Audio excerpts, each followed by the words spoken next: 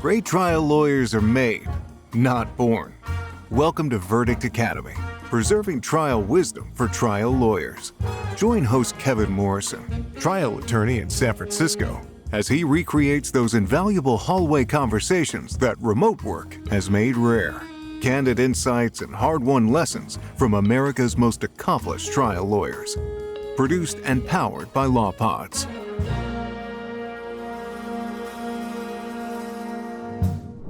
Welcome to another episode of Verdict Academy, where we bring you the best trial lawyers in the country to share their top 3 trial tips.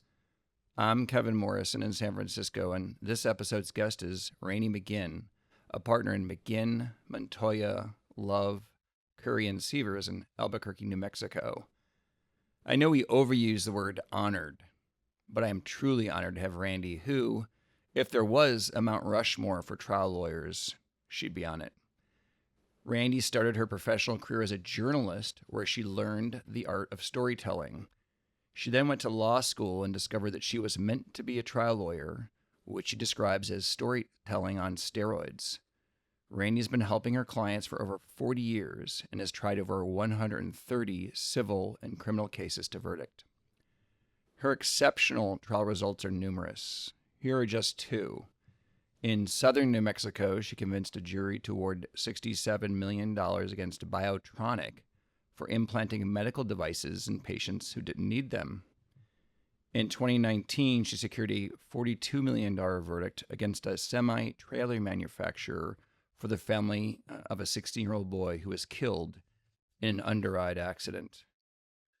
Randi is a member of the Inner Circle of Advocates, where she served as its first woman president, as well as the International Academy of Trial Lawyers, the New Mexico Trial Lawyers Association, where she served as its president, and the American Board of Criminal Lawyers, among many other organizations. She's a teacher and she's an author, and she wrote Changing Laws, Saving Lives, How to Take on Corporate Giants and Win, which is published by Trial Guides. Randi McGinn, welcome to Verdict Academy. Well, thanks for having me, Kevin. It's an honor to be here too. I'm delighted to have you. Yeah, the format of the show is three trial tips we like to share that you were going to be sharing. Before I get into those, I'm curious. You've been doing this over 40 years. You are at the pinnacle of our profession, and you're a woman. I'm guessing in the 1980s, that was even rarer than it is today. How did you get the cojones to get in? I'd like to see the ovaries, Kevin. I'd like to see the ovaries, that I have the ovaries to do this. Fair. Yeah. I don't know. When I started, there were really no women trial lawyers. I mean, there just weren't any. And there were about a dozen of us. In my law school class, it was half women. And there were about a dozen of us that were going to all be trial lawyers. And over time, I ended up being the only one left being a trial lawyer. And part of that I attribute to, at the time that I came up, women weren't allowed to play sports.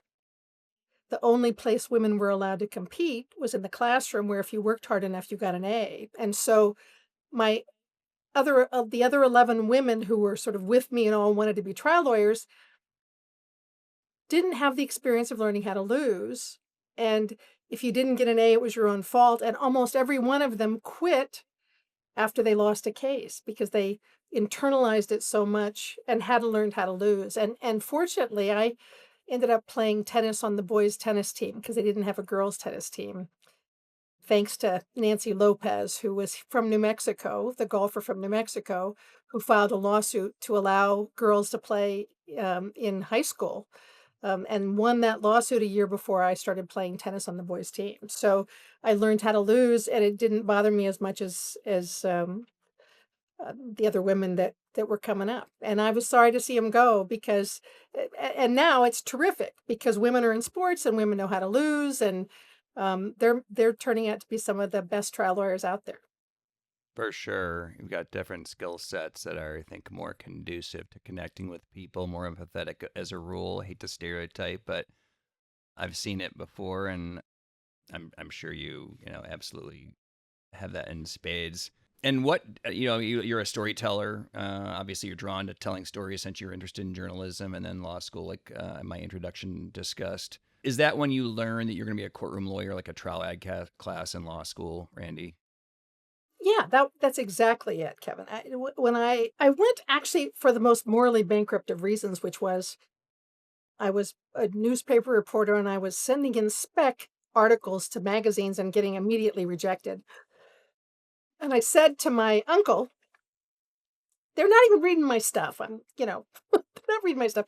He said, well, if you had an advanced degree, they'd read your stuff. And so I looked at med school. No, too much blood. Said, oh, well, law school, that sounds easy. I'll get a law degree. People will read my stuff. And then by accident got there and found out it was where I was meant to be. That really you got to be everything. Not only do you get to write the story, but you get to star in it and direct it and like I said, you do it really well. A kind of verbal alchemy happens where you turn somebody's story into justice, right? So Yeah. it was the best of all possible worlds. Yeah, it's a special thing, a special gift you have. I'm so glad you use it for your clients. Let's talk about those 3 tips. Tip number 1, be your genuine self. Randy, can Well, you and tell then our after, audience about that? yeah, Kevin, after I came up with that as a tip, I thought, oh, that sounds so like, touchy feely. Really, what you want to do is not be the lawyer in the courtroom. You want to be the human in the courtroom. Because people, when you do a survey and say, "What do you think of lawyers?" What do you think? They say liar, cheat, ambulance chaser, whole list of pejorative words. And interestingly, when you ask them, "What would you like lawyers to be?" the answer almost universally is, "I'd like lawyers to be a teacher." And if they add an adjective, they say, "I'd like lawyers to be a caring teacher." And the part of the problem is they don't really teach you to do that in law school. They teach you to be aggressive and do all this stuff in trial ad, and that's by the way how I started too. So I did was not my genuine self when I first got out because they put this lawyer into your head about the lawyer you're supposed to be. And when I first started, there were no women lawyers, so I dressed like all the guys. I had a black suit and a navy blue suit, right? And I even wore those stupid little women ties that they used to have, the little rosette things, because I wanted to look like the guys. And then I put my hair up in this very severe bun like this because I wanted to look like a guy. And finally, about 3 years in, I saw myself on TV in a case I was trying as a prosecutor. I said, "Oh my God, I look like my grandfather, for God's sake." That's not me at all, and started trying to find a way to be myself in the courtroom. And that has had wonderful results. So I don't wear suits when I'm doing jury work. I wear um, what is my natural style, but turns out to be sort of this teacher thing that I found out years later, which is dresses and like a sweater.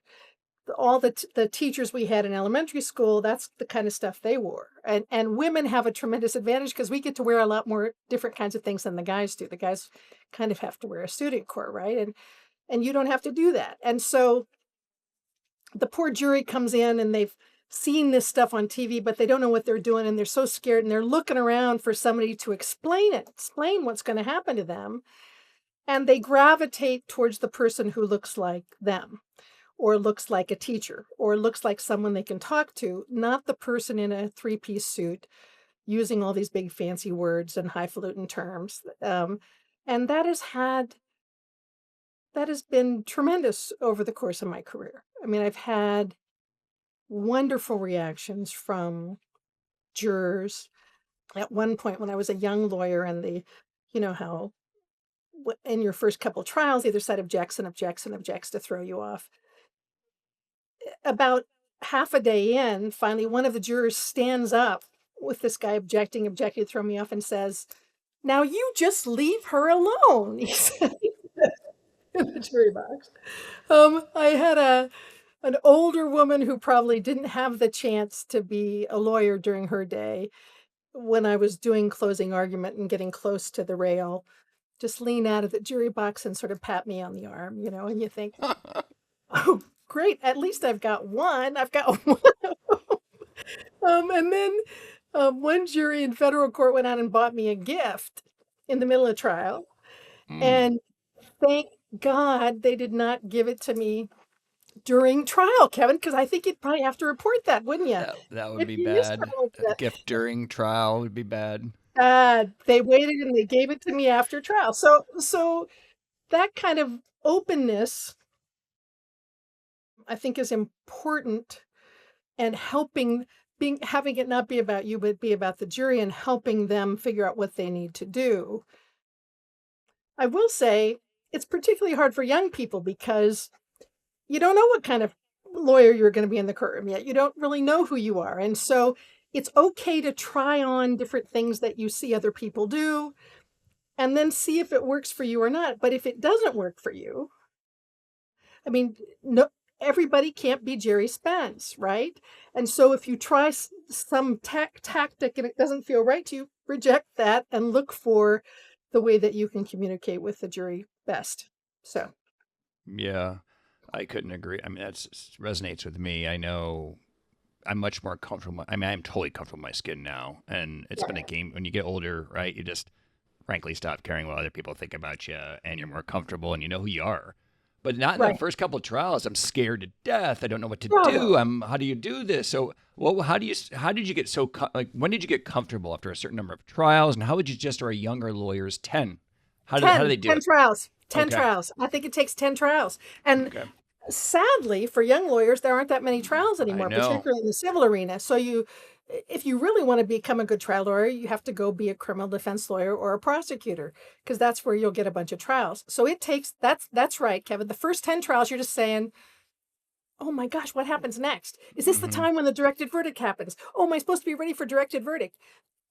And you hear them say something and you say, I know that's an objection, but I can't think of the objection. Yeah. What's the objection? And the good news is, as you do the 10 trials, it used to be you'd figure out when you got home, oh, I know what the objection is now. And what happens is you do 10 trials, it gets closer and closer and closer to the courtroom. Now you remember it when you get back to the office. Now you remember it when you get when you get to the parking lot. And finally, after about the 10th trial, you show up and it actually, you have the objection in the moment of the trial. And so, but it takes about 10. I think it takes about 10. Just so that you know what the rules are and what's going to happen next, Yeah, definitely. Obviously, you got to know the rules. Also, again, being comfortable in your own skin and remembering it's not about you. It's about the jury. You start to think it's about you. That's never a good place to be, and you lose your nerves and you become much more comfortable. In my opinion, that's how I did. This is about delivering information to the jury. Right. And the other thing that helps, although it's so painful at the time, is you have to screw up really big. I mean, we're all worried. We're all A-type personalities, and we're worried about screwing up. The only way you get over that is you screw up really horribly, and you go home and you put the covers over your head, and the next day the sun comes up and you wake up and you realize, well, I made a complete fool of myself in court yesterday, but hey, I've lived to do another case, right? Or to come back again and do better today. And so when having the worst happen, finally get over the fear of how bad can it be? That's right. They're going to haul you off to the gulag when you screw up in court. You get another chance to come back and do it better next time. Yeah, nobody died. That's it. Life That's goes on. it. All right. Point 2, trial tip 2, the best story wins an opening. Oh, yeah. People think if I only have the right evidence or the right facts, it is all about story. And when you think about it, it makes sense. I mean, it's the only way you break through to a jury who, from the time they were little kids, had been bombarded with people trying to sell them things. Advertising coming at them from all directions, television and radio, and now on their phones and on their computers. And so the only way to survive in our society is to put up all these barricades to people trying to sell you things. And now you're going to stand up and try to sell them your case And remember, they're distrustful of lawyers to begin with. And so you have to do what advertisers do. The very most effective ads are those that tell a story. One of my favorite examples of that is the little kid in the Darth Vader outfit who's going around the house and trying to use his powers on the cat and the dog, and nothing's happening. And he finally walks out to his dad's car and puts his hand up, and the car starts because his dad's inside and pushes the button, and he thinks he has power. I mean, that just sucks you right in because you're interested in the story, and this little kid is so cute and all that kind of stuff. And that's how Volkswagen gets to your heart, right? And the same thing happens in trial. If you tell the best story, you win the case. And research studies show that people decide the case 75% of the time the same way they would decide it after opening statement. I mean, 75% of the time. So you can win it at opening statement, or you still have a chance to screw it up and lose it. That's how I think of it. And so you have to be, I think, a student of storytelling if you're going to be a great trial lawyer. And that means when you see a movie that affects you in a powerful way, you have to break down what was it about that, or a book that you read, how was it that they captured me in such a powerful way? And there's all different kinds of ways to tell a story, right? You have to figure out where you're going to start the story, which always makes a difference. Do you start at the very beginning and do it chronologically? Do you start at the end and go back and then tell them the result, and then here's how that all happened? Do you start in the middle? And then you have to decide whose perspective you tell it from, because that makes a huge difference too. Do you tell it from the perspective of your surviving client? Do you tell it from the perspective of your surviving client's mother, who got the phone call that all of us are terrified of getting, that your kid has been in an accident and we don't know if they're going to make it? That may be even a more powerful point of view to tell the story from. And then there's so many different ways. The way I tell my book, Changing Laws, Saving Lives, is from reading a book by Sebastian Junger called The Perfect Storm, where, if you've seen the movie, the giant wave and they all die. That's the end of the story. But the way he tells the book is in a way that is important for trial lawyers, because we have, in cases, particularly med mal cases or other cases with complicated mechanics, our tendency is to try to explain all the boring stuff altogether, right? And you lose the jury while you're explaining how the thing works, or the devices work, or that kind of thing.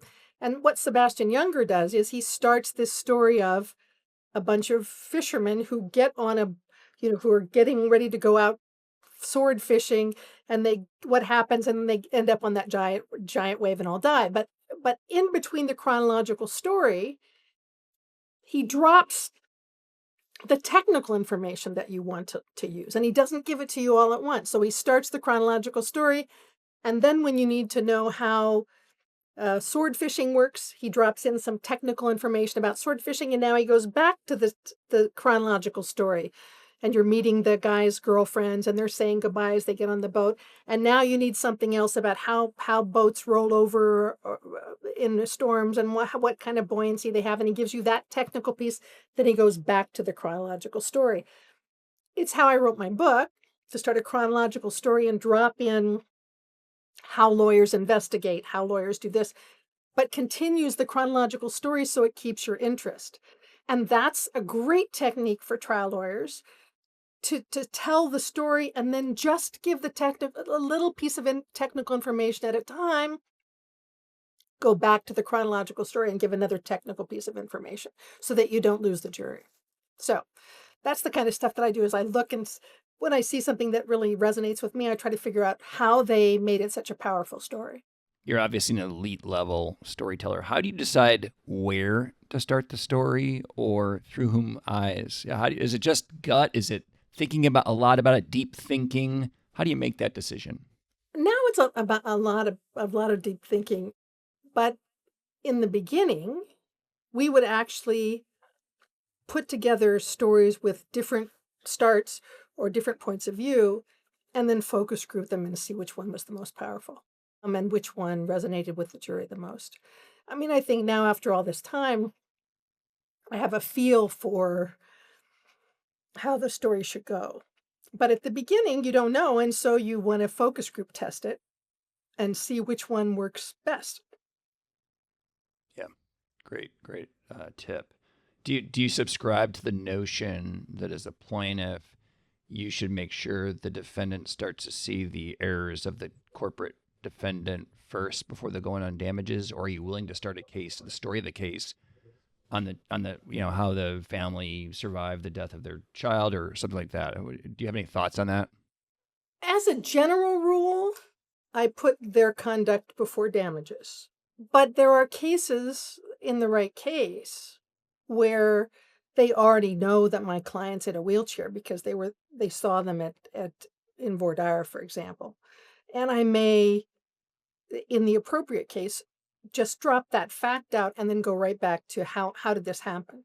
How did this person, who was vibrant and alive and all this stuff, end up a quadriplegic? And let's talk about how that happened, and then go right back into the defense conduct, because that's that's the most important. And one of the greatest ways to do that, of course, is through two-track storytelling. Where you start off, the happy family is getting ready to go on vacation, and now you go to, this guy is drinking in a bar, and he's had 2 martinis, and he gets up and goes to the bathroom, and he staggers on the way to the bathroom, and then comes back to the bar and has another 2 martinis. And now we go back to the family who is setting off on the road, and they're going to Disneyland. It's the first time they're going to go.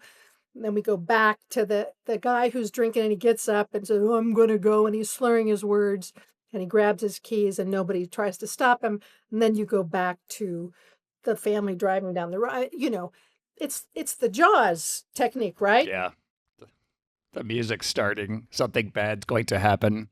That's exactly right. And so the jury is feeling that drama and wanting to stop, having somebody stop, the bartender stop him and take his keys away before he gets out, or call the cops, or do something before they kill this family. They know what's coming because they've seen Jaws, right? And so that's a wonderful way to tell a story too, and to build up the case, and the jury understanding how bad it was, that where you're sort of getting both in at the same time, Kevin. You're talking some about the people who got hurt, and you're talking about the persons who did the misconduct too. Right. Okay. Fantastic. And then third, go to your client's home. Talk to us about that, Randy. So at the beginning, right, because you're a lawyer, when somebody's hurt, you make them come to your office, right? And you sit in your office, and somebody told me you need a really big desk so that it makes it sound like you deserve your fee, and that was terrible advice. I mean, the truth is, you cannot convey your client's pain without going to their house and seeing what their life is like since the collision or whatever it is has happened, or malpractice has happened. I just was at a client's house about 10 days ago.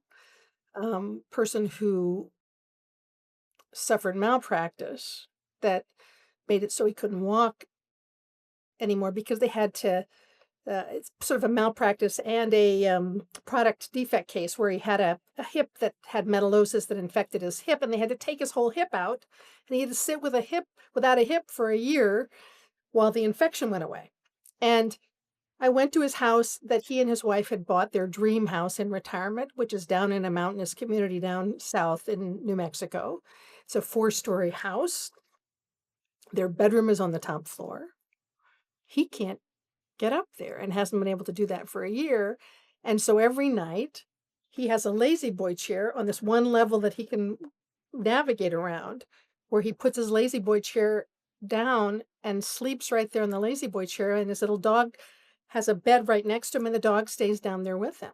And I would not have realized that if I hadn't gone to his house and seen, this wonderful patio they built out back with a grill and all that. He can't get out there because it's got steps down to that, and he can't for the last year has not been able to access any of this house that they built to retire in. And you don't know that if you don't go. Even if somebody has died, that's even more profound because you see in the house all of the things that people have about them, awards they've won, or pictures of them, and the worst, of course, is when somebody's child dies because you go to their house months after the child has died. And in one case where this little girl was killed at the hospital, 4 years old, her parents didn't touch anything in her room. So there was the easel where she'd been scribbling, and the scribbles are still on the easel, and the little paper she crumpled up and threw on the ground still there 6 months after she's dead. Nothing touched. All of her toys, this sort of shrine to their 4-year-old daughter. And even after we got the case resolved, I think they never moved out of that house because they'd have to shut down the room where their daughter last lived, and so that tells you something about the profoundness of people's grief that you don't get sitting in your office taking notes. Even if you ask them, tell me, how's this affected you? They probably wouldn't even tell you that they haven't changed the room.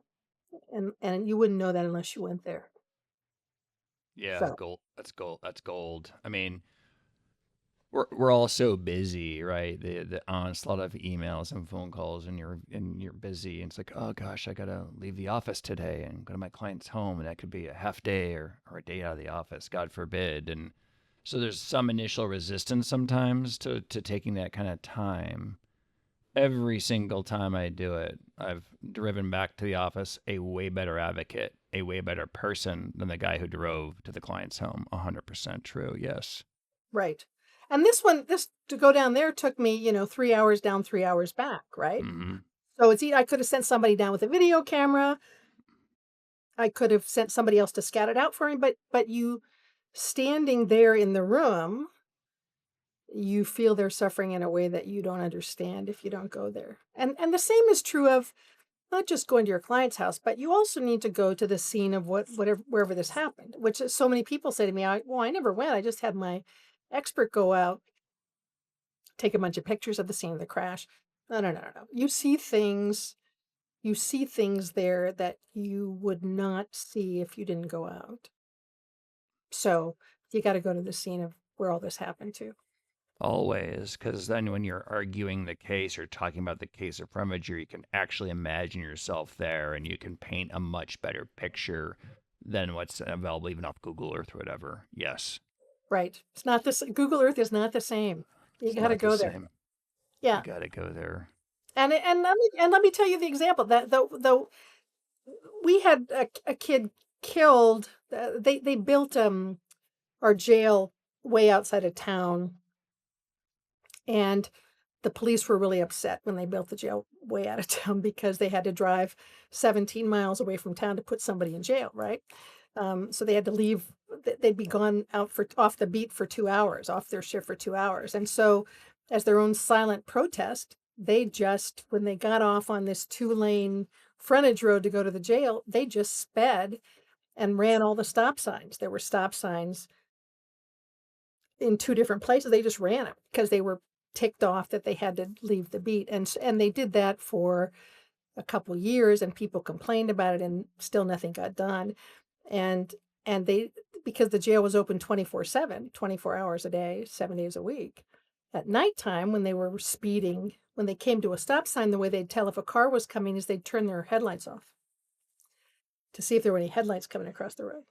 So my kid, 22, comes out of the racetrack, which is out there, all these things that nobody wants, out the noisy racetrack, is coming out at night and goes to the stop sign and looks to the left and doesn't see anything because, of course, their headlights are off. and pulls out from his stop sign, and this guy hits him at like 75, 80 miles an hour and knocks him sideways up the road and kills him. And we went out to that scene, and as we're standing there at this stop sign, we're watching cop cars just run the stop sign, run the stop sign, run the stop sign, run the stop sign. And so we put a video camera on the track premises to record 91 days of police cars running the stop sign. Even after the kid was killed, they kept doing it, kept doing it. And that was powerful evidence at trial. So we wouldn't have known it had we not gone out there. Yeah. Wow. Well, as expected, the half an hour flew by. I do want to give you one last chance to any parting words to younger lawyers or folks that want to be trial attorneys is from Randi McGinn is what they should do. Or I just think it's the greatest job in the world. I mean, I love being a trial lawyer, and the thing that we love the best is that when in our cases we don't just ask people for money.